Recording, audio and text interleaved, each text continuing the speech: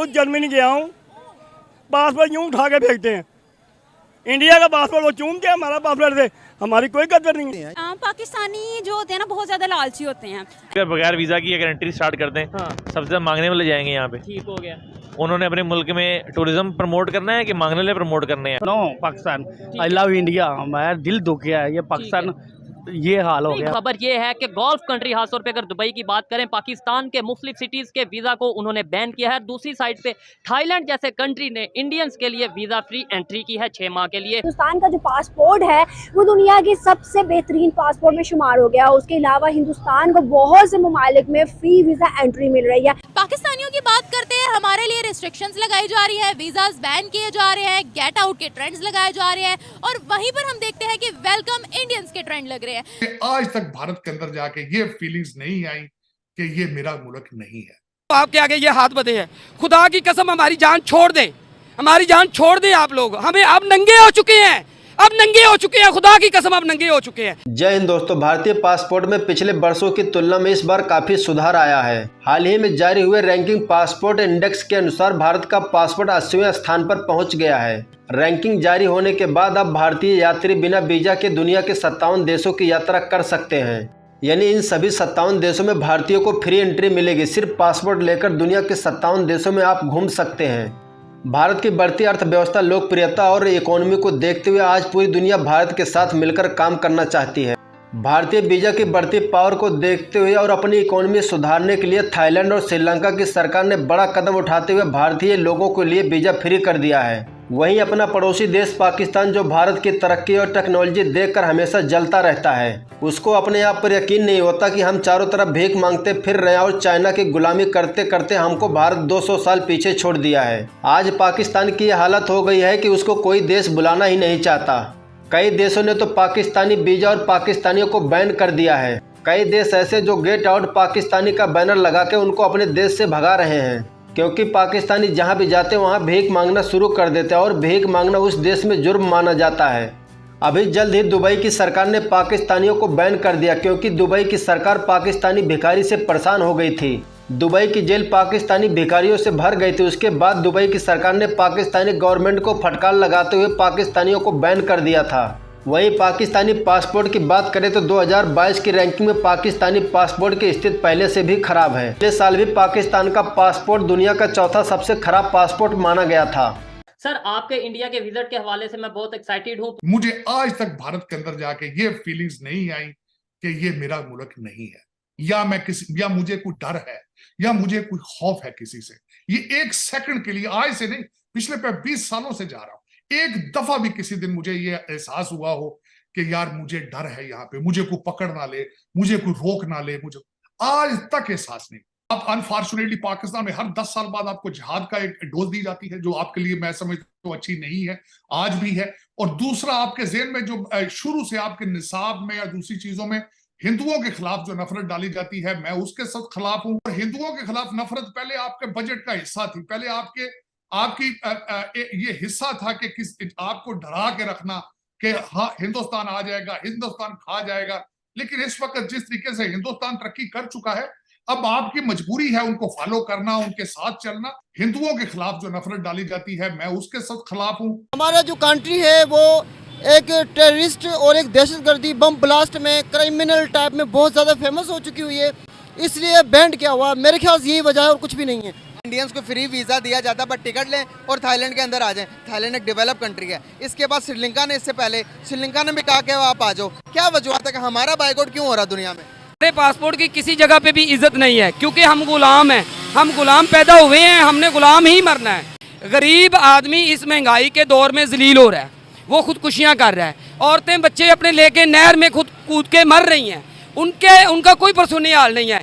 अगर हम बात करते हैं तो हम गद्दार हैं, हमें गद्दार का लक़ब दिया जाएगा, हमें पकड़ लिया जाएगा, हमें गायब कर दिया जाएगा, हमारी औरतों को उठा लिया जाएगा। ये हमारे साथ हो रहा है। हम बाशऊर हैं, हम इतने अंधे नहीं हैं, हम दिमाग रखते हैं। लेकिन अफसोस इस बात का है कि हम प्रोटेस्ट नहीं कर सकते, हम अपनी बात नहीं बता सकते, क्योंकि अगर हम करेंगे तो हम गद्दार हैं, हमें पकड़ा जाएगा और हमें मारा जाएगा, या तो बिल्कुल जान से मार दिया जाएगा या हमारी ज़ुबान को काट दिया जाएगा। आपके आगे ये हाथ बंधे हैं, खुदा की कसम हमारी जान छोड़ दें, हमारी जान छोड़ दें आप लोग। हमें अब नंगे हो चुके हैं, अब नंगे हो चुके हैं, खुदा की कसम अब नंगे हो चुके हैं। दूसरे मुल्क ये चाहते हैं कि मुसलमान डेवलप ना हो सके। सऊदीया मुसलमान नहीं है? सऊदीया मुसलमान तो है, लेकिन वो अंदर खाने उन्हीं के साथ मिला हुआ है। क्यों मिला हुआ? कुछ तो वजह होगी, कुछ तो हम में भी कमी होगी ना, सिर्फ सऊदीया, दुबई। यहाँ वो आते हैं, यहाँ आके सिर्फ गरीबों का तमाशा देख के चले जाते हैं।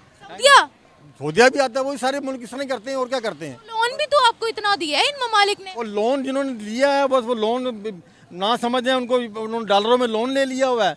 अब वो डॉलर, जब वो लोन लिया था डॉलर था 140 रुपए का, आज डॉलर 300 रुपए का। लोन ले रहे हैं वो ना समझ है, और जो लोग लोन दे रहे हैं उनकी चाल है कोई। जाहिर है कि उनको इसी आड़ में अपनी जेबें गर्म करनी है, और क्या करना उन्होंने भाई। वो ऐसे देखते हैं जब बुराई है, ये बुराई आ गई है। खुद जर्मनी गया हूँ, पासपोर्ट यूँ उठा के फेंकते हैं। इंडिया का पासपोर्ट वो चूमते हैं, हमारा पासपोर्ट से हमारी कोई कदर नहीं है। क्यों इंडिया का क्यों चूमते हैं, हमारा क्यों फेंकते हैं? हमारा क्या, हम बेईमान है। और इंडिया को नहीं वो समझते, वो कहते हैं हमारा ये मुखलस है। उनके पास स्किल होती है, पाकिस्तानियों के पास स्किल नहीं है। ये सिर्फ और सिर्फ नॉलेज है। पाकिस्तान में रट्टा सिस्टम ज़्यादा है।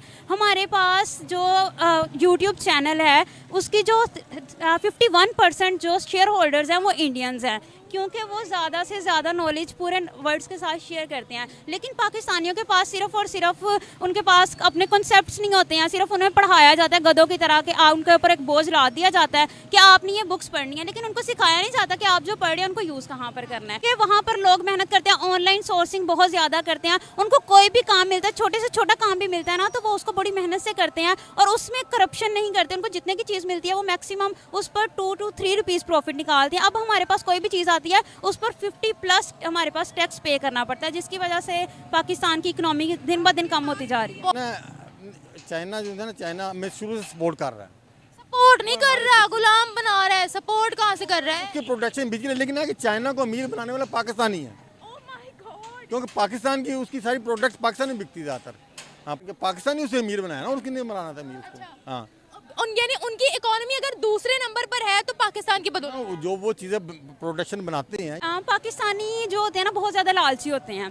इनको जहाँ पर भी ज़्यादा रिसोर्सेज नज़र आते हैं ना, चाहते हैं कि बस इनके पास ही हों। एज अ पाकिस्तानी मैंने खुद इस चीज़ को फील किया और बहुत दफ़ा मतलब इन चीज़ों को फेस करना पड़ता है। लास्ट टाइम एक जगह मेरा विजिट हुआ था और वहाँ पर मतलब ना पैसेंजर्स वेट कर रहे थे और सऊदी अरब के पर्सन थे, उम्रा का एक्चुअली फ़्लाइट का वेट हो रहा था। तो उन्होंने जैसे कोई भी चीज़ तबरुक वगैरह हम कह लेते हैं, उन्होंने वो सब में तकसीम करना था। तो वो सबके आगे शॉपर्स जो हैंड बैग्स थे वो प्रोवाइड कर रहे थे और सब ने एक एक जितनी उनको ज़रूरत थी उन्होंने उतना उतना निकाला। एक पाकिस्तानी बुजुर्ग वहाँ पर थे और उन्होंने क्या किया है कि वो खा भी नहीं सकते मतलब वो उन चीज़ों को, कैंडीज़ वगैरह को, उन्होंने जितना उनके हाथ में आया उन्होंने फुल वो मतलब पकड़ के कोई 6 to 7 पैकेट्स पकड़ लिए हैं। और वो सब जितने भी लोग इर्द गिर्द बैठे थे वो देख रहे थे और उन्होंने देख के ही पता लग सकता है कि ये पाकिस्तानी है। उनकी एक अलग आइडेंटिटी होती है, वो जहाँ मर्जी चले जाएं वो छुप नहीं सकते। जैसे भंगी होते वैसे समझते हैं वो। जाहिर है कि देखो उनको इन बेशर्मों को उतना नहीं पता कि यार हमारा यानी कि इतना हमने इस मुल्क से कमाया है, 50 साल हम यहाँ रहे हैं, गैर मुल्की भी रहे हैं, अफगानिस्तान की भी रहे हैं। अब ये इनको चाहिए कि चलो यार, अब जैसे कितने हमारे पाकिस्तानी नाहक उनका खून बहाया गया, वो हर जगह हो जाते नीचे कि आप जी ठीक है जी, ये राम राम राम वो करते हैं। हम तो अल्लाह का भी याद नहीं करते, सिर्फ हमारा मतलब होगा अल्लाह अल्लाह बस।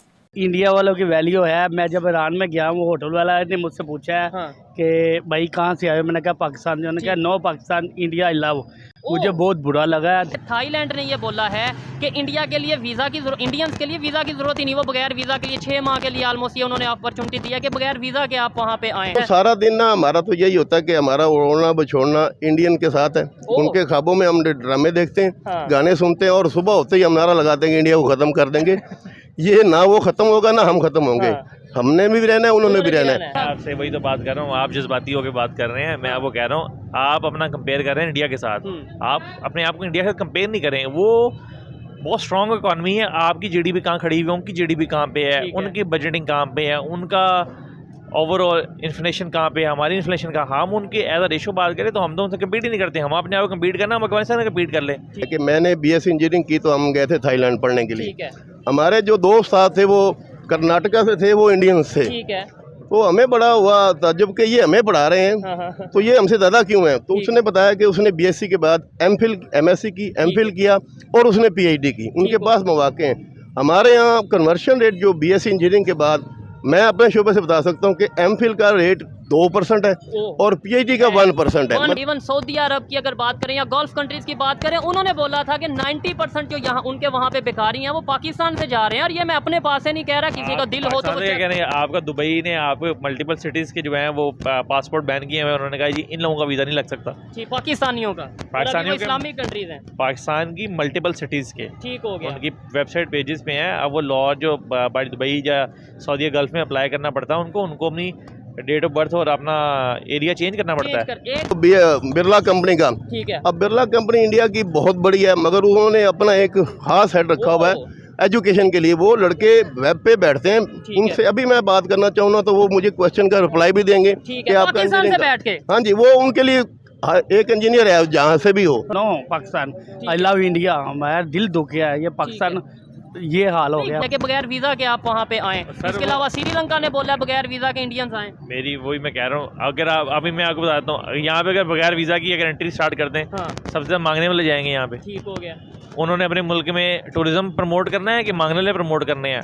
आप यदि गल्फ कंट्री में जाएँ, वहाँ पे आपको मांगने वाले नजर आते हैं, वो छूटते हैं उनके ऐसा होता है जैसे जनरल होता है वहाँ का, ठीक है, वो इतना डरते हैं उससे, ठीक है, छूटता है जिसे पुलिस ऑफिसर कहते हैं, वहाँ पे आपको मांगने वाला कोई नजर नहीं आता।